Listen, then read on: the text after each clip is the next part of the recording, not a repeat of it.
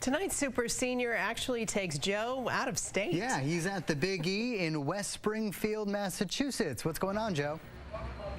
Well, like you said, I normally do my Super Seniors in Vermont. So why am I here in West Springfield, Massachusetts? Well, Marilyn Childs has been coming here for over 8 decades. That's part of her story. I sat down with her on her farm in Vermont a few days ago.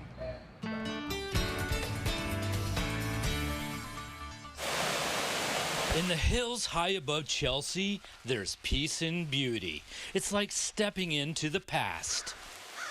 And Marilyn Childs lives a solitary life there on a road called Marilyn. It's a hybrid of 2 names, Marilyn and her late husband Harold.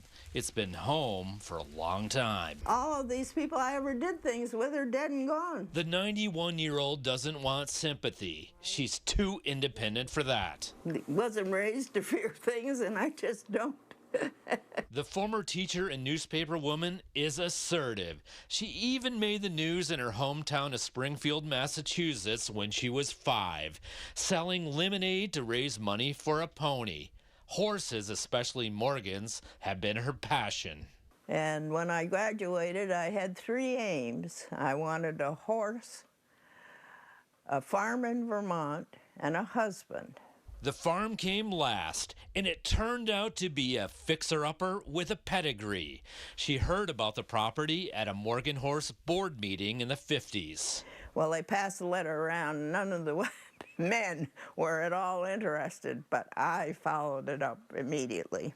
In the dead of winter, Marilyn dragged Harold, a well-known horse trainer, up to Vermont. He was not impressed.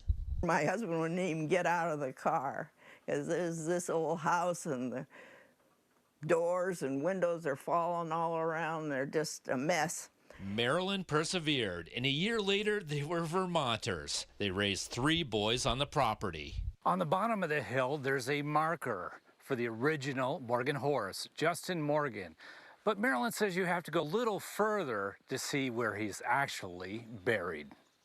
I guess I'll go this way. We're not going to get stuck, are we? I hope not. This was the draw for Marilyn 60 years ago. The idea of owning the land where the most famous Morgan horse was buried in 1821.